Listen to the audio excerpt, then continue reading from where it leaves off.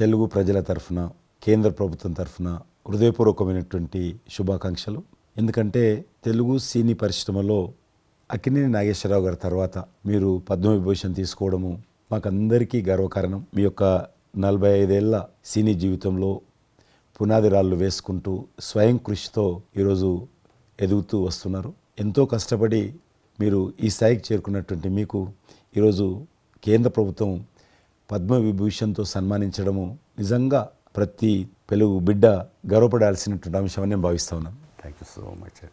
పద్మవిభూషణ్ వచ్చిన ఈ సందర్భంలో మీరు అభినందించడానికి నా స్నేహితుడిగా చిరకాల మిత్రుడిగా మీరు రావటం అన్నది నాకు చాలా చాలా సంతోషం, మిక్కిలి ఆనందంగా ఉంది. అండ్ మీ ప్రేమని మీ అభిమానాన్ని ఆస్వాదిస్తున్నాను. Thank you so much. G20 సమావేశాలు నిర్వహించినప్పుడు నేను మీతోటే మాట్లాడాను. శ్రీనగర్ అంటే ఎట్లా ఉండను పరిస్థితి తెలుసు. ఈ టూరిజం మినిస్ట్రీకి 4 మీటింగ్లు అవుతాయి. ఒక మీటింగ్ అక్కడ పెట్టాలని నిర్ణయించుకున్నప్పుడు ప్రధానమంత్రి అన్నారు, సినిమా ఫీల్డ్ మీద చర్చించండి. ఎందుకంటే సినిమా ఫీల్డ్ ఎక్కువగా షూటింగ్లు చేసేవాళ్ళు. మేము చిన్నగా ఉన్నప్పుడు జమ్మూ కాశ్మీర్ వెళ్ళలేదు ఎవరం కూడా. కానీ దేశంలో ఉన్నటువంటి కోట్లాది మంది కాశ్మీర్ అందాలను చూశారు సినిమాల కారణంగా. ఎవరు పోలేదు అక్కడికి, కానీ చూశారు. కాబట్టి ఆ సినిమా ఫీల్డ్కి సంబంధించినటువంటి సెషన్ పెట్టాలి మీరని చెప్పి ప్రధానమంత్రి గారు చెప్పి ఆయన ఆదేశించిన తర్వాత ఈ సినిమా ఫీల్డ్కి సంబంధించి అన్ని దేశాలకు సంబంధించినటువంటి ప్రముఖులందరినీ కూడా ఆహ్వానించాం. అప్పుడు మేము మీటింగ్ పెట్టాలంటే పాకిస్తాన్ అన్ని దేశాలకు లెటర్స్ రాసింది, చైనా లెటర్స్ రాసింది, టెర్రరిస్ట్ ఆర్గనైజేషన్స్ అన్నీ కూడా హెచ్చరించాయి. జమ్మూ కాశ్మీర్కి వస్తే, Kashmir is a disputed place అది, కాబట్టి ఎవరు రావద్దు, వస్తే మాత్రము ఏమైనా అవుతే మాకు సంబంధం లేదని పాకిస్తాన్ కూడా అందరూ హెచ్చరించారు. బట్ ప్రైమ్ మినిస్టర్ చెప్పాడు, ఎట్టి పరిస్థితుల్లో మీటింగ్ పెట్టి తీరాలని, నువ్వు నాకు అనవసరం, నీకేం కావాలో నేను అన్ని ఏర్పాటు చేస్తాను. ఆ తర్వాత నేను మీతో మాట్లాడి ఆ రోజు అప్పుడే కాశ్మీరు అనగానే మీరు కాశ్మీరు లోయల్లో కన్యాకుమారి ఇలాంటి సాంగ్స్ ఎన్నో మాకు గుర్తుకొచ్చినాయి. అలాంటిది మళ్ళీ మీరు మీ పార్టిసిపేషను ఉంటే బాగుంటుంది అనుకున్నప్పుడు ఆ టైంలో నేను రాలేని పరిస్థితిలో రామ్ చరణ్ వస్తే బాగుంటుంది, అతను RRR సినిమా ఆస్కార్ అవార్డు తోటి తను మంచి ఆస్కార్ అవార్డు వచ్చింది, బాగుంటుంది ప్రధానమంత్రి గారు చెప్పాను. అప్పుడు అందరూ ఫారినర్స్ డెలిగేట్స్ అందరూ కూడా ఏ సినిమా సాంగ్ అది నాటు సినిమా డాన్స్ చేశారు అక్కడ. డాన్స్ చేశారు ఎవరు మన కొరియన్ మినిస్టర్.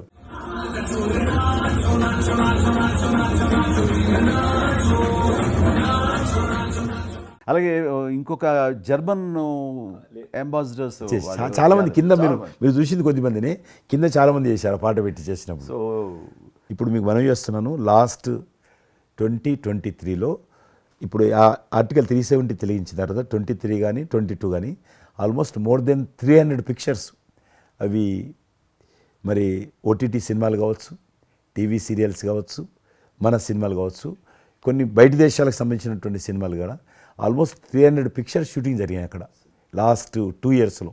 మళ్ళీ తిరిగి మీ ప్రభావంతో, ఆయన నరేంద్ర మోడీ గారి చొరవతోటి ఇలాగా G20 కల్చర్, ముఖ్యంగా టూరిజం సంబంధించి సినిమాలను ఎంకరేజ్ చేస్తూ మీరు తీసుకున్న చొరవ, అందులో రామ్ చరణ్కి మీరు ఇచ్చేటువంటి ప్రాధాన్యత, ఇవన్నీ కలిపినప్పుడు ఫస్ట్ నా వైఫ్ తన ఫ్రెండ్స్ తోటి ఎక్కడికి వెళదాం ఈ హాలిడే అంటే వాళ్ళ ఫ్రెండ్స్ అందరూ కలిపి కాశ్మీర్కి వెళ్ళారు. అన్నిటికీ మించి మన భారత జాతీయ జెండా రెపరెపలాడుతున్నది. మీకు తెలుసలేదు, మా పార్టీ తరఫున మాకు మురళీ మనోహర్ జోషి గారు ఉండేవారు, పార్టీ అధ్యక్షుడు అద్వానీ గారి తర్వాత. ఆయన కన్యాకుమారి నుంచి కాశ్మీర్ వరకు యాత్ర తీసాము. ఏంటో తెలుసా డిమాండ్, అక్కడ శ్రీనగర్లో జాతీయ పతాకం ఎగరడం, దానికోసం ఉద్యమం. చూడండి, ఒక జెండా ఎగరడం కోసం. ఆడికి మిలిటరీ మధ్యలో, పోలీస్ ఫైరింగ్ల మధ్యలో ఒక జెండా, మేము జమ్మూ కాశ్మీర్ కానీ ఆపేశారు మమ్మల్ని. అక్కడ నుంచి మిలిటరీ విమానంలో తీసుకుపోయి ఆయన ఒక్కరిని అక్కడ జెండా ఎగిరినట్టు చేసి మనకు తీసుకొచ్చారు. దల్ లేక్ అని ఉంది అక్కడ, ఉన్నది కదా. మొన్న 15th ఆగస్ట్, ఇంతకుముందు 15th ఆగస్ట్ ఏదైతే మనము 70 సంవత్సరాల పండుగ జరుపుకున్నాము, 50,000 మంది అమ్మాయిలు అబ్బాయిలు స్కూల్ పిల్లలు అందరూ చేతులలో 3 రంగుల పతాకాలు పట్టుకొని దల్ లేక్ చుట్టూ ఊరేగింపు చేశారు. అది మార్పు. ఇంకొకటి నాకు సంతోషం ఏంటంటే, మీరు రాజకీయాలకు రాకముందే మీకంటూ ఒక ప్రత్యేక స్థానం సర్వీస్ యాక్టివిటీలు, చిరంజీవి చారిటబుల్ ట్రస్ట్ చాలా పెద్ద ఎత్తున చేయడం అనేటువంటిది నిజంగా అది చాలామందికి ఆదర్శమైంది. మిమ్మల్ని చూసిన తర్వాత చిరంజీవి గారు పెట్టిన అంత పెద్ద నటు పెట్టడం మనం చేయకూడదని వాళ్ళ స్థాయిలో పెట్టినటువంటి చాలా సంస్థలు మీ నుంచి స్ఫూర్తి తీసుకొని పెట్టారనేది నాకు తెలిసిన వాళ్ళు కూడా చాలామంది చెప్పారు. కాబట్టి అది గొప్ప విషయం. మీకు ఎందుకు వచ్చిన ఐడియా? అది ఏదైనా సరే ముందు మన మనసులో తిరిగి ప్రత్యుపకారంగా ఏదైనా చెయ్యాలి అనే భావం ఒకటి ఉంటేనండి అవకాశాలు ఎదురుగా ఉంటాయండి మన ఎదురుగా. అలా చూసినప్పుడు ఆ టైంలో రక్తం దొరకక చనిపోయే వాళ్ళు చాలామంది ఉన్నారు. అది గర్భస్రావంతో, డెలివరీ సమయంలో, యాక్సిడెంట్ సమయంలో కొంతమంది క్షతగాతులు, అట్లాగా లుకేమియా కానివ్వండి, క్యాన్సర్ కానివ్వండి, ఇలాంటివి తలసేమియా కానివ్వండి, ఇలాంటి చాలామంది ఉన్నారు. ఇంతమంది జనాభా ఉన్న ఈ దేశంలో రక్తం ఇచ్చేవాళ్ళు లేకుండా పోయారు. ఎందుకంటే రక్తం అనేది ల్యాబుల్లో తయారు చేసేది కాదు. ఒక మనిషి మరొక మనిషికి దానం ఇస్తేనే జరిగేది. సో ఆ మాత్రం ఆల్టర్నేటివ్ లేదు, లేదు, ప్రత్యామ్నాయం లేదు. సో ఇది కేవలం మంచి మనసుతోటి ఉండేవాళ్ళు ఇచ్చేదే. వాళ్ళని మోటివేట్ చేయాలంటూ నేను ఏం చేస్తానంటే నా ఫ్యాన్స్ని ఫస్ట్ మోటివేట్ చేద్దామని దీని ఆవశ్యకత చెప్పడం కోసంగా షార్ట్ ఫిల్మ్స్ కానివ్వండి, ఎక్కడ పెడితే అక్కడ నేను ఇవ్వటం మొదలుపెట్టేసరికి ఈ రోజున రక్తం ఇవ్వటం కోసంగా ముమ్మరంగా ముందుకు రాగలుగుతున్నారు అంటే దాన్ని ఇనిషియేట్ చేసింది, దానికి ముందస్తుగా దాన్ని మోటివేట్ చేసింది నేను అని చెప్పుకోవడానికి నాకు గొప్ప విషయం అండి. కానీ మీరు ఒక ఉద్యమంలాగా తయారు చేశారు దాన్ని, ఒక మూమెంట్ లాగా తయారు చేసి mission. Hats off to my fans and motivate అయిన ధర్మాత్ములు, మంచి మనసు ఉన్న వాళ్ళు ఎంతోమంది ముందుకు వచ్చారు. వాళ్ళందరికీ కూడా ఈ సందర్భంగా చేతులెత్తి నమస్కరిస్తాను. ఇక్కడ మీ గురించి నేను ఇంకోటి విన్నాను. మీరు ఏదైతే నా సేవా కార్యక్రమాల గురించి మీరు ప్రస్తావించారో అదే సమయంలో నేను కోవిడ్లో కూడా నేను కొంచెం యాక్టివ్గా ఉండి మా కార్మికులకి సంబంధించి 3 నెలల పాటు 4 నెలల పాటు నా మిత్రుల సహకారంతో నేను కొంత అమౌంట్ తోటి సినిమా ఫీల్డ్లో పనిచేస్తున్నటువంటి బాయ్, ఆఫీస్ బాయ్ నుంచి మొదలు పెడితే టెక్నీషియన్స్ వరకు కూడా మీరు చాలా పెద్ద ఎత్తున 14,000 మందికి నేను గ్రాసరీస్ ఇవ్వగలిగాను వాళ్ళకి బయటికి రాని పరిస్థితిలో. బట్ అదే పరిస్థితిలో మీరు దేశవ్యాప్తంగా మీరు ముఖ్యం ఇక్కడ మన రాష్ట్రానికి సంబంధించి తెలంగాణలో మీరు ఫ్రంట్ లైన్లో ఉండి ప్రతి వాళ్ళని పరామర్శిస్తూ, ప్రతి హాస్పిటల్కి వెళుతూ ఎవరైతే ఆ రోజున ఫ్రంట్ లైన్ హీరోస్ ఉన్నారో వాళ్ళందరినీ పరామర్శిస్తూ మీరు అద్భుతంగా పెద్ద ఎత్తున చేశారు. అదే కాకుండా మన ఇండియా లెవెల్లో మీరు corona command control room, corona command control room మీకు మీ ఆధ్వర్యంలో జరిగింది. అప్పుడు మీరు చేసిన సేవల గురించి దేశం ప్రస్తావించారు. అంటే అప్పుడు నోడల్ మినిస్ట్రీ, హోమ్ మినిస్ట్రీ ఉండింది. ఏమైనా డైరెక్షన్స్ దేశానికి ఇవ్వాలన్నా, రాష్ట్ర ప్రభుత్వాలకు ఇవ్వాలన్నా, లాక్డౌన్ ఎక్కడ పెట్టాలి, ఎక్కడ పెట్టకూడదు, ఎప్పుడు పెట్టాలా, లాక్డౌన్లో ఏ స్థాయికి వెళ్ళాలా అన్నీ కూడా హోమ్ మినిస్ట్రీ ఇచ్చేది. నేను అప్పుడు హోమ్ మినిస్ట్రీలో ఉన్నాను. ప్రజలకు రోజువారీ అవసరమైనటువంటి 24 మినిస్ట్రీస్, 3 జాయింట్ సెక్రటరీస్ ఒక్కొక్క మినిస్ట్రీ నుంచి 8 గంటల చొప్పున హోల్ నైట్ టు డే 24/7 ఆ బ్యాచ్ కరోనా కంట్రోల్ రూమ్లో కూర్చోవాలి. ఆ రకం కూర్చున్నప్పుడు దానికి యాజ్ ఎ మినిస్టర్గా నన్ను ఇన్ఛార్జ్ పెట్టారు ప్రధానమంత్రి గారు, అమిత్ షా గారు. చాలా అద్భుతంగా నేను కూడా ఆల్మోస్ట్ 1.5 month ఆఫీసులోనే పడుకున్నాను.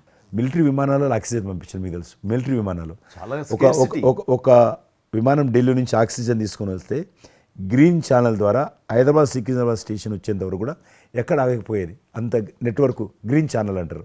ఆ రకంగా విమానాల ద్వారా నేను గాంధీ హాస్పిటల్కి ఆల్మోస్ట్ 12 సార్లు పోయాను లోపలికి. ఎవరైతే వెంటిలేటర్ మీద పేషెంట్స్ ఉంటారో నేను బుక్ ఒకటి ప్రింట్ చేశాను. వెంటిలేటర్ మీద పేషెంట్ దగ్గరగా మాట్లాడాను. దేవుడి మీద భారం ఇచ్చి తిరిగాను.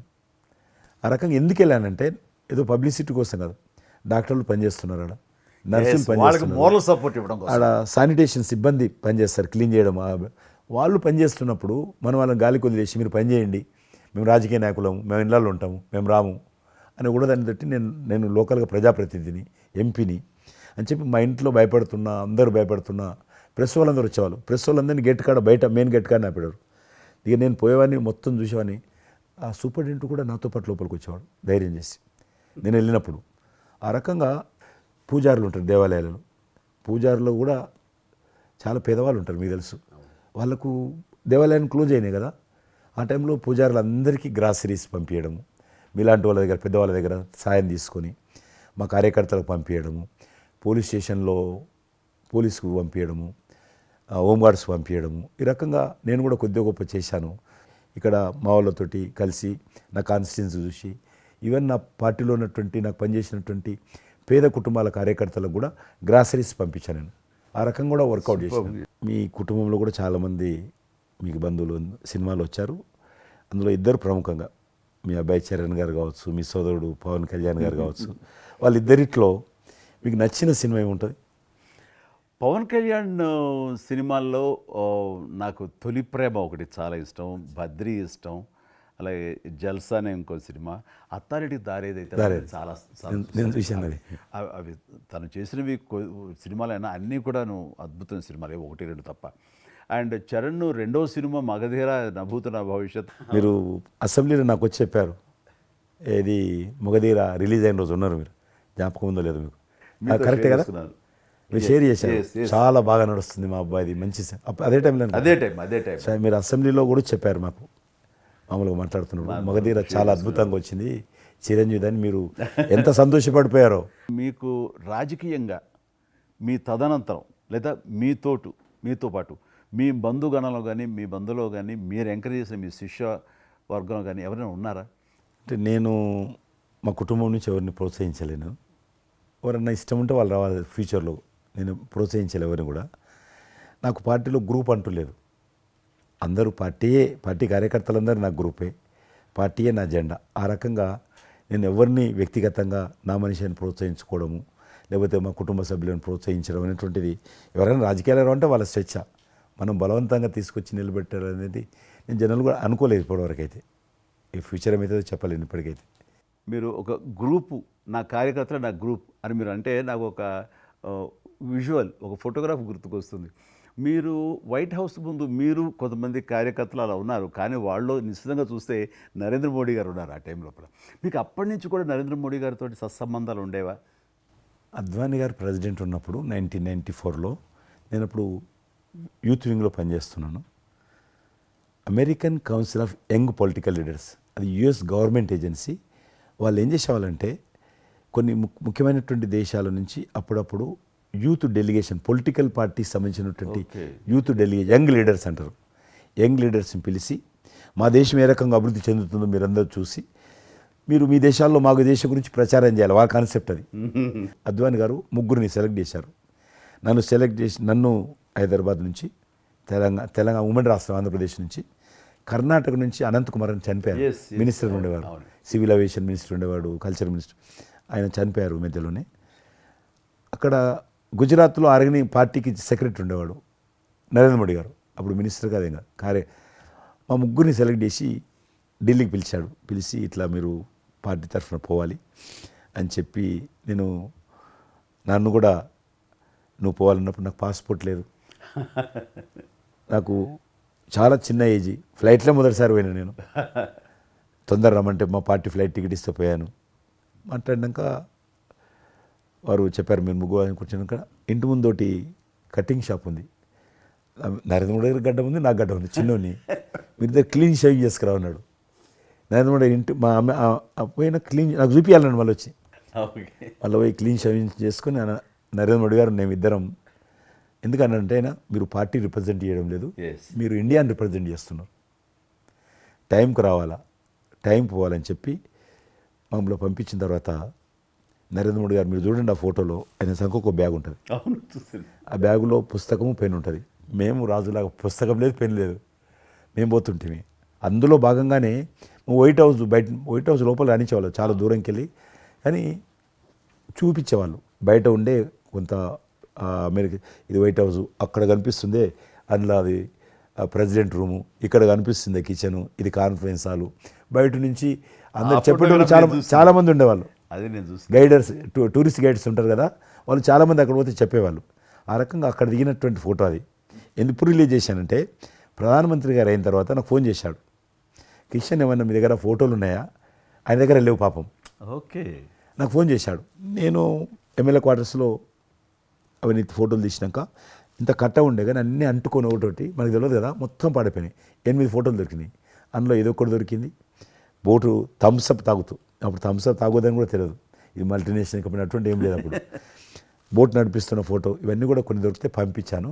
ఆయన ఏ వైట్ హౌస్ ముందు అయితే నేను ఫోటో దిగాను గేట్ కాడ, ఈరోజు అదే వైట్ హౌస్ ఆహ్వానం మేరకు వైట్ హౌస్ లోపలికి వెళ్తున్నానని ఆ ఫోటో రిలీజ్ చేశాడు. Excellent experience. ప్రైమ్ మినిస్టర్ ఆ ఫోటో, అప్పుడు బయటకు ఆ ఫోటో బయటకు వచ్చింది. ఆ రోజు ప్రైమ్ మినిస్టర్ గారు అయిన తర్వాత అమెరికాకి వెళ్తున్న రోజు రిలీజ్ చేసిన ఫోటో అది. మీరు మాకు ఒక మాట ఇచ్చారు, మీరు మన ఆఫీస్ ఏదైతుందో టూరిజం ఆఫీసు ఢిల్లీలో నేను వస్తాను, మన ఇద్దరం ఒకసారి విందామని అన్నారు. కానీ మీ ఒత్తిడి కారణంగా మన ఒత్తిడి కారణంగా జరగలేదు. ఇంకా అది రేపు ఎలక్షన్స్ తర్వాత మళ్ళీ అది చెప్పలేము కాబట్టి అది నేను చెప్తున్నాను, మీరు అక్కడే ఉంటాను, నేను వస్తాను. అది కాకుండా మీరు నాకు ఇంకా జ్ఞాపకం ఆఫీస్లో ఉన్నప్పుడు నాకు గర్వం ఫీల్ అవుతాను. ఎందుకంటే మీరు పెట్టిపోయినటువంటి ఫోటోలు ఇండియాకి సంబంధించినటువంటి టూరిజం డెస్టినేషన్ యొక్క ఫోటోస్ ఏవైతున్నాయో అవి ఇంకా ఆ రకంగానే ఉన్నాయి. నేను అడిగిన ఎవరు పెట్టారంటే చిరంజీవి గారు పెట్టారంటారు. డ్రైవర్ కూడా మీకైతే డ్రైవర్ ఉండను అతను ఇప్పుడు నా దగ్గర ఉన్నాడు, రణధీర్. మీకు చెప్తుంటాడు సార్ మై చిరంజీవి సాబ్ కभी మై సాబ్ డ్రైవర్ మై చలాయితా ఉనకా గాడి ఢిల్లీ మే అది ఆప్కు మే చలా రూమ్ సాప్ అంటాడు. ఇంకా ఉన్నాడు పాపం. చాలా సీనియర్ అండి అతను, చాలా మంచోడు. మన ఉమ్మడి ఆంధ్రప్రదేశ్ ఉన్నప్పుడు మనం ఇండియాలోనే మనమే ఆరోగ్యశ్రీని ప్రారంభించామన్నది నాకు తెలిసినటువంటి వాస్తవం. ఆ తర్వాత మిగతా రాష్ట్రాలు కూడా వ్యాపించింది అనేది చాలా ఇది. అలాంటి ఆరోగ్యశ్రీకి కిషన్ రెడ్డి గారే ఆద్యులు, అంకురార్పణ చేసిన వాళ్ళు అని బయట బాగా వినికిడి ఉంది. ఆ తర్వాత ప్రభుత్వాలు పికప్ చేసాయి. అది ఎందుకు, ఎలాగా, అది మీరు ఎట్లా ఇనిషియేట్ చేశారు ఆరోగ్యశ్రీ అనేది? 2004 నేను ఎమ్మెల్యే అయినప్పుడు పేరున్న మందకృష్ణ మాదిక్ గారు, ఆయన వాళ్ళకి సంబంధించినటువంటి ఎస్సీ వర్గీకరణ మీద పోరాటం చేస్తూనే సామాజిక సమస్యల మీద కూడా పోరాటం చేసేవారు. దివ్యాంగులకు పెన్షన్ పెంచాలని ఆయన తిరుగుతున్నప్పుడు ఈ అనేక జిల్లాలలో గుండె జబ్బులు ఉన్నటువంటి పిల్లలు జన్మించేవాళ్ళు. వాళ్ళకు ఆ రోజు ఒక ఆపరేషన్ చేయాలంటే 10 లక్షలు, 12 లక్షలు, 13 లక్షలు అయ్యేది. పేదవాళ్ళకి అది అవకాశం ఉండేది కాదు. చాలామంది చనిపోయేవాళ్ళు కూడా. అప్పుడు రాజశేఖర రెడ్డి గారు ముఖ్యమంత్రిగా ఉన్నారు. మేము ట్యాంక్ బండ్ కింద అంబేద్కర్ భవన్ ఉంది, అక్కడ మీటింగ్ పెట్టుకున్నాము. ఒక 3000 మంది పసిపిల్లలు వాళ్ళ తల్లిదండ్రులు వచ్చారు. మీటింగ్ అయినాక ఆ మీటింగ్లోనే ఒక అబ్బాయి చనిపోయాడు. ఇప్పుడు ఏం చేయాలి ప్రాబ్లం? సేమ్ అబ్బాయి అంతే వచ్చాడు, చిన్న పసిబాబు అందే వచ్చాడు, అబ్బాయి చనిపోయాడు. మేము ఏం చేసినాం, నేను మందకృష్ణ గారు కలిసి, నేను కూడా ఉద్యమానికి వెళ్ళాను. ఆ అబ్బాయి డెడ్ బాడీ పట్టుకొని అంబేద్కర్ ట్యాంక్ బండ్ నుంచి అంబేద్కర్ విగ్రహం దగ్గరకు వచ్చాం. మాతో పాటు ఆ పసిపిల్లలందరినీ తీసుకొచ్చాం, 3000 మంది పసిపిల్లలు. అంబేద్కర్ విగ్రహం ట్యాంక్ బండ్ అంబేద్కర్ విగ్రహం మొత్తం ఆ పిల్లలు వాళ్ళ తల్లిదండ్రులు కూర్చున్నాం, డెడ్ బాడీ పెట్టుకొని కూర్చున్నాం. ఎట్టి పరిస్థితుల్లో రాష్ట్ర ప్రభుత్వము అందరికీ కూడా ఉచితంగా చిన్నపిల్లలందరూ కూడా ఆపరేషన్ చేయించాలి, ప్రైవేట్ హాస్పిటల్లో కానీ ఎక్కడైనా వాళ్ళ ఇష్టం చేయించాలి, వీళ్ళ ప్రాణాలు కాపాడాలని డిమాండ్ తోటి కూర్చున్నాం. 11 గంటలకు కూర్చున్న తర్వాత రాజశేఖర రెడ్డి గారు దురదృష్టం ఆ రోజు ఢిల్లీకి వెళ్ళిపోయాడు, ఢిల్లీలో ఉన్నాడు. బట్ ఢిల్లీ నుంచే ఫోన్లో మాట్లాడాను నేను. నేను తర్వాత ఆలోచిస్తాం, మీరు అట్లా చేయొద్దు, ఎందుకంటే మమ్మల్ని లాఠీ చేయడానికి వీలేదు, పసిపిల్లలు, గుండె జబ్బులు ఉన్న పిల్లలు, మమ్మల్ని నెట్టేయడానికి వీలేదు పోలీసులు కూడా విచిత్రమైన పరిస్థితి, ఆందోళన, ఉద్యమం చేస్తున్నాం మేము, చాలా డెడ్ బాడీ పెట్టుకొని ఉన్నాం. ఏం చేయాలో పోలీసులకు తోచది. ముఖ్యమంత్రి గారు అన్నప్పుడు రాజశేఖర్ గారు మా మెడ మీద కత్తి పెట్టి మీరు ఈ రకంగా దబాయిస్తున్నారు, ఏమని అనుకోండి సార్, మీరు కృష్ణ గారు చాలా గట్టిగా ఉన్నారు, ఏమని అనుకోండి, మీరు ఎట్టి పరిస్థితుల్లో ఇది చేయాలని చెప్పి మేమిద్దరం కదలాలి. రాత్రి ఆల్మోస్ట్ 10 o'clock మళ్ళీ ముఖ్యమంత్రి గారు ఫోన్ చేసి మీరు మాట చెప్పడం కాదు ఆర్డర్ రావాలను. వీళ్ళందరికీ ఫస్ట్ మేము రాష్ట్ర ప్రభుత్వం తరఫున గుండె జబ్బులు ఉన్నటువంటి పిల్లలందరికీ ఎంత డబ్బైనా ఖర్చు అయినా సరే మేము ఆపరేషన్ చేయిస్తానని చెప్పి ఢిల్లీ నుంచి మాట ఇచ్చి ఆర్డర్ తీసి మా చేతులు పెట్టినాక మేము పిల్లలందరినీ తీసుకొని వెళ్ళిపోయినాం, ఫస్ట్ పిల్లలు వాళ్ళ తల్లిదండ్రులు. ఆ తర్వాత మళ్ళీ ముఖ్యమంత్రి గారు వచ్చిన తర్వాత మళ్ళీ మీటింగ్ పిలిచాడు మమ్మల్ని. పిలిచి ఈ రకంగా చేయడం తప్ప, మీరు నన్ను బెదిరించారు, బ్లాక్మెయిల్ చేశారు, ఆర్డర్ చేశారు, ఏమని అనుకోసారి మేము పిల్లల ప్రాణాలు కాపాడడం కోసం చేశాను తప్ప మీకు వ్యతిరేకంగా కాదు, ఇంకొకరు కాదు. అందులో బాబు చనిపోయాడు. తర్వాత ముఖ్యమంత్రి ఆలోచన చేసి డాక్టర్లను పిలిచి ఎట్లా చేద్దాము, అప్పుడు సర్వే చేయించాడు. వాళ్ళు గ్రామ పంచాయతీలో సర్వే చేస్తే 2 లక్షల మంది పిల్లలు ఉన్నారు ఒక్క ఆంధ్రప్రదేశ్లోనే. ఉభయ రాష్ట్రాల్లో గుండెకు జబ్బు హోల్ ఉండి పుట్టినటువంటి వాళ్ళు 2 లక్షల మంది పిల్లలు ఉన్నారు.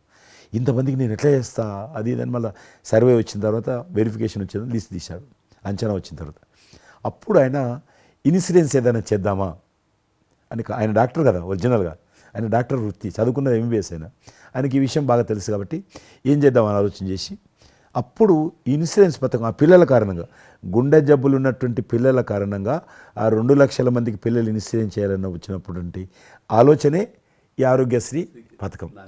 అలా మీరు ఇనిషియేట్ చేసినటువంటి ఈ ఆరోగ్యశ్రీ కానివ్వండి, ఇది నిజంగా ఇలాంటి సామాజిక స్పృహ అనేది రాజకీయంగా ఆలోచిస్తే వచ్చేది కాదండి ఇది. మానవతా విలువలతోటి మానవత్వంతో ఆలోచించారు కాబట్టి ఈ రోజున అది సఫలీకృతం కాగలిగింది. భారతదేశంలోనే అది ఒక అందరూ ఆచరించేటువంటి గొప్ప పథకం అయింది. అది ఎంతమంది లబ్ధి పొందుతారో వాళ్ళందరూ బ్లెస్సింగ్స్ మీకు ఉండాలి. అసెంబ్లీలో ఉండగా నాకు ఒక రిప్రజెంటేషన్ ఇచ్చారు. ఈ హోమ్ గార్డ్స్ గురించి మీరు తీసుకున్న నమ్మని ఆహ్వానించినాం. మీరు పడ్డ తపన కానీ అంతా ఇంత కాదు. అండ్ అది మీరు ఈ రోజున వాళ్ళకి ఏదైనా లబ్ధి చేకూరిందంటే దానికి కూడా నాంది పలికిన వాడు కిషన్ రెడ్డి గారు. 3,000 జీతం ఉండేది సార్ వాళ్ళకు కుటుంబము. వాళ్ళు 12 గంటలు 13 గంటలు 14 గంటలు ఇప్పుడు ట్రాఫిక్ చేస్తుంటారు కదా, వాళ్ళు 12 గంటలు దుమ్ము ధూళి ఎండలో వాళ్ళు ఇట్లా ఇట్లా ఏలు పెడితే మొత్తం మన చేయి నల్లగా అవుతుంది. అంత మట్టి కాలుష్యంతో ఉంటారు వాళ్ళు. రోజు వాళ్ళు ఇచ్చే బట్టలు తెల్ల షర్ట్ వేసుకోవాలి, వాళ్ళు కాకి ప్యాంట్ వేసుకోవాలి. ఉదయం వేసుకునే షర్టు 2 గంటలలో కలర్ మారిపోతుంది. మనం ఇచ్చేటువంటి 3,000 రూపాయలు అలా డ్రెస్ ఉతకడానికే సరిపోతుండే. అందుకే కిషన్ రెడ్డి గారు మీరంటే ఎందుకు గౌరవం అంటే మీరు రాజకీయ లబ్ధి గురించి ఎప్పుడు చూసేవాళ్ళు కాదు. మీ కాన్స్టిట్యున్సీకే పరిమితమైన మీరు ఎప్పుడు కాదు, విస్తృతంగా అందరికీ లబ్ధి చేకూరే విధంగా తీసుకున్నారు. కాబట్టి అలాంటి మీకు ఆ బలం, మీ వాయిస్కి ఆ స్ట్రెంగ్త్ అలాగా. ఎందుకంటే మీ ఆశయంలో ప్యూరిటీ ఉంది, మీ ఆశయంలో చిత్తశుద్ధి ఉంది మీ ఆచరణలో.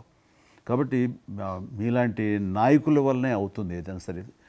జనవరి 22 నాడు నేను టీవీలో చూశాను. మీరు అయోధ్యలో రామమందిర నిర్మాణంలో మీ దగ్గర కెమెరాలు పెట్టడము, మీరు కామెంట్ చెప్పడము, మిమ్మల్ని పిలవడము, మీరు పోవడము, మీరు ఆ రోజు టీవీలో దేశమంతా అన్ని టీవీలు మాట్లాడాయి. మీకు మీరు ఏ రకంగా ఫీల్ అనిపించింది మీకు? అది హనుమాన్ని ప్రార్థించే ఆయన మా కులదైవంగా చూసిన మాకు రామచంద్రుడు ఆ నామమే మాకు ఒక రకమైన గొప్ప స్ఫూర్తి మాకు. అలాంటి రాముడు మమ్మల్ని ఆహ్వానించినట్టుగా అనిపించిందండి. అది అక్కడ 500 సంవత్సరాలుగా ఎన్నో ఇక్కడ ఉన్నటువంటి ప్రాబ్లం అనేది అది సునాయాసంగా చేయటం అన్నది అది ఆయన వల్లనే అయ్యింది. నరేంద్ర మోడీ గారు తలుచుకోబట్టి అయ్యింది అనేది. అలాంటి దానికి మేము ఆహ్వానించబడటం అనేది అది మేము చేసుకున్న అదృష్టం, పుణ్యం. చాలామంది అందరము భయపడ్డాం ఏమైపోతుందో దేశంలో, గొడవలు అయితే మత కళాలు జరుగుతుందేమో. కానీ అదృశ్యం ఏంటంటే ముస్లింలు కూడా చాలామంది సానుకూలంగా. ఇక్కడ నేను ఒక విషయం చెప్పాలి. నేను రామ మందిరం నుంచి నా హోటల్ ఉంది అక్కడ. ఆ హోటల్కి వెళ్ళడానికి నేను కారు హైర్ చేసుకున్నాను మా ఫ్యామిలీ. అది ముస్లిం డ్రైవర్. సో ఈ రోజున ఇంత కాంట్రవర్షియల్ ఈ ప్లేస్లో ఈ రోజున టెంపుల్ కట్టడంపై మీరందరూ ఎక్కడో కొంత అసంతృప్తితో ఉండుంటారు కదంటే. కాదండి, ఈ రోజు నుంచి మా టెన్షన్ రిలీవ్ అయిపోయింది. మేము చాలా రక్షణతో ఉన్నాం అన్న ఫీలింగ్ ఉంది. ఎంత హిందూ కాన్వర్జేషన్ అండి. ఇక్కడ 144 సెక్షన్ ప్రివేల్ అవుతూ ఏ రోజున ఏం గొడవలు జరుగుతాయి, ఎక్కడి నుంచి ఏ ఘర్షణలు జరుగుతాయి, స్కూల్కి వెళ్ళి మా బిడ్డలు వస్తారా వెళ్తారా అనే టెన్షన్లో ఉండేవాళ్ళం మేమంతా. అండ్ అలాంటి ఘర్షణలో వాళ్ళు ముస్లిమ్సా లేకపోతే హిందూస్ అని ఏం చూడరు కదండి, ఎవరు అందరూ సఫరర్సే. అలాంటి పరిస్థితులు ఇప్పుడు నెలకొన్న సమయంలో ఎలాంటి గొడవలు లేకుండా ముందు ఒక నిర్ణయం తీసేసుకున్నారు. ఎస్, రామ మందిరం కట్టేశారు, అయిపోయింది. ఇక్కడి నుంచి లిఫ్ట్ చేసేసారు 144 సెక్షన్కి, ఏమి లేదు, అన్నీ సజావుగా సాగిపోతాయంటే మాకు సెక్యూర్డ్ ఫీలింగ్ వచ్చింది. మా బిడ్డలకు రక్షణగా ఉంది, మాకు ఇంకేమీ కాదన్న భరోసా వచ్చింది మాకు. వీఆర్ సో హ్యాపీ అని ఒక ముస్లిం సోదరుడు అన్నారు. ఇప్పుడు అదే మీరు ప్రస్తావిస్తున్నారు. ఇప్పుడు చాలామంది ముస్లిమ్స్ వెళ్తున్నారు చూడడానికి, దర్శనం చేసుకోవడానికి. ఒక అమ్మాయి అయితే బాంబే నుంచి నడుచుకుంటూ వచ్చింది, 22nd చేరుకుంది అక్కడ అమ్మాయి. ఓకే, నేను ఉన్నాను వెనకనే ధైర్యాన్ని ఇచ్చేటువంటి మన ప్రధాని గారు, ఈ భారత ప్రభుత్వం ఇవన్నీ కలిపి దోహదపడ్డాయి. అందుకని ఆయన ఒక మాట అన్నారు అయోధ్య టైంలో, మొన్నటిదాకా టెంట్లో రాముడిని చూసాం, ఇంకా రాముడికి ఆ పరిస్థితి లేదు, ఆయన ఒక పర్మనెంట్ స్ట్రక్చర్లో ఉంటాడు అని అన్నప్పుడు అందరూ మంచి రెస్పాన్స్ ఇచ్చారు, బాగా రెస్పాండ్ అయ్యారు. అట్లాగా ఈ రోజున ఆయన తీసుకున్న ప్రతి కార్యక్రమం కూడాను ఒక మత సామరస్యాన్ని సూచిస్తుంది. దానికి నేను ఒక విషయం కూడా చెప్తాను, మీరు చెప్పారు కదా, నేను ఎలక్షన్ ప్రచారానికి 2019లో కానీ అంత ముందుగానే వెళ్ళేవాడిని. డిఫరెంట్ రీజన్స్ మా పార్టీకి సంబంధించి కావచ్చు, ఇతరత్ర కావచ్చు. మేము వెళ్తున్నప్పుడు ముస్లిం సమాజాన్ని బస్తీలు కూడా వస్తాయి కొన్ని. మేము ఎంత మైకులు పెట్టుకొని డ్రమ్ కొట్టుకుంటూ పోయినా కూడా ఒక్కరు కూడా బయటకు వచ్చేవాళ్ళు కాదు. ఇప్పుడు పరిస్థితి త్రిపుల్ తలాక్ అని ఒకటి ఉండేది, అది ముస్లింలో ఒక సాంప్రదాయం అది. ఏదైనా భర్త కోపం వచ్చినా 3 సార్లు తలాక్ అంటే ఆడబిడ్డ ఇంటి నుంచి వెళ్ళిపోవాలి. 3 సార్లు అంటే తలాక్ అంటే వెళ్ళిపోవాలి.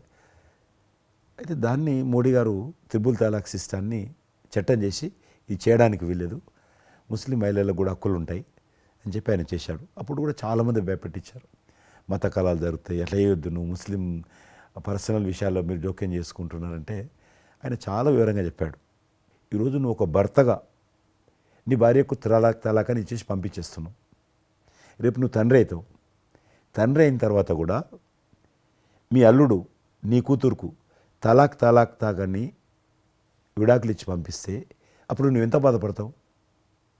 కాబట్టి ఏ తండ్రి అయినా సరే అట్లా ఉంటుంది. కాబట్టి ఇది ఈ రకమైనటువంటి ఉండకూడదని చెప్పి ఆయన త్రిబుల్ తలాక్ రద్దు చేస్తే, నేను ప్రచారానికి వెళ్తున్నప్పుడు అంతకుముందు బయటకు వచ్చేవాళ్ళు కాదు.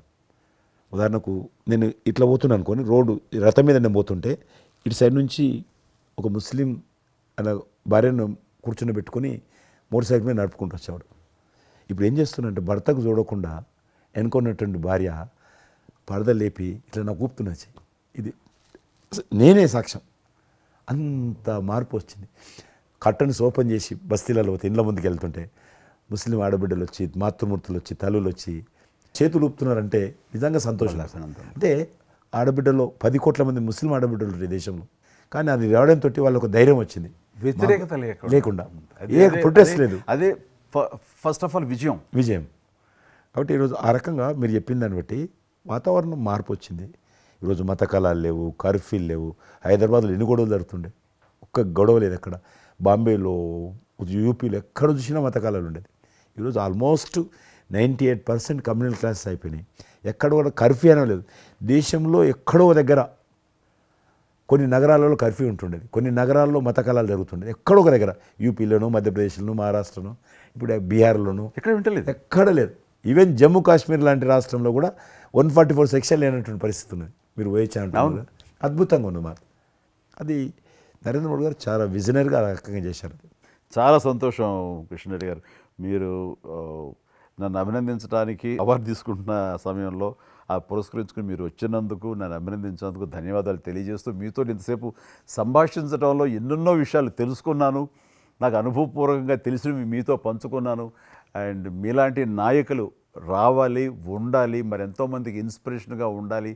మీ ఆశయాలు, మీ ఆచరణలు, మీ సమస్య పరిష్కార మార్గాలు, అలాగే మీ నాయకుల యొక్క ఆయన ఆశయాలు, ఆయన యొక్క మార్గదర్శకంగా మీ ముందుండి మిమ్మల్ని ముందు నడిపించే విధంగా, తద్వారా అందరూ కలిసి భారతదేశాన్ని మీరు చెప్తున్నట్టుగా అభివృద్ధి చెందిన దేశాల్లో ఒక దేశంగా పెట్టే స్థితికి మనం వెళ్ళాలనే ఆశాభావం మీ అందరితో పాటు నాకు ఉంది. అండ్ మరొకసారి మీకు ధన్యవాదాలు. తప్పకుండా మీరు జీవితంలో ఇంకా మరెన్నో మెట్లెక్కాలి, ఇంకా మీకు మంచి భవిష్యత్తు ఉంది. ఇటు సినిమా రంగానికి సేవ చేయాలి, అటు సమాజంలో కూడా సేవ చేసేటువంటి అనేక రకాల, సమాజం అంటే ఒక రాజకీయాలే కాదు, అనేక రకాలుగా మీరు చేస్తూ ఉన్నారు ఇప్పటికీ. కాబట్టి రేపు భగవంతుడు ఏం చేస్తారు ఎవరి చేతుల్లో లేదు. కాబట్టి మీరు నిండా నూరేళ్ళు ఉండి ఈ దేశానికి, ఈ ప్రజలకు సేవ చేయాలని నేను మనస్ఫూర్తిగా కోరుకుంటూ, మరొకసారి పద్మవిభూషణ్ అందుకుంటున్న సందర్భంగా మీరు నా హృదయపూర్వకమైనటువంటి శుభాకాంక్షలు. Thank you. అలాగే మీకు ఈ ఎన్నికలు విజయవంతం కావాలని మనస్ఫూర్తిగా కోరుకుంటూ, ఖచ్చితంగా మీరు మళ్ళీ ఏ మినిస్ట్రీలో ఉంటారో, ఎక్కడ ఉంటారో అనేది నాకు మన చేతుల్లో తెలుస్తుంది. అండ్ వచ్చి మిమ్మల్ని అలా కలుస్తాను, నేను ఇచ్చిన మాట ప్రకారం. ఆల్ ద వెరీ బెస్ట్ అండి. Good luck.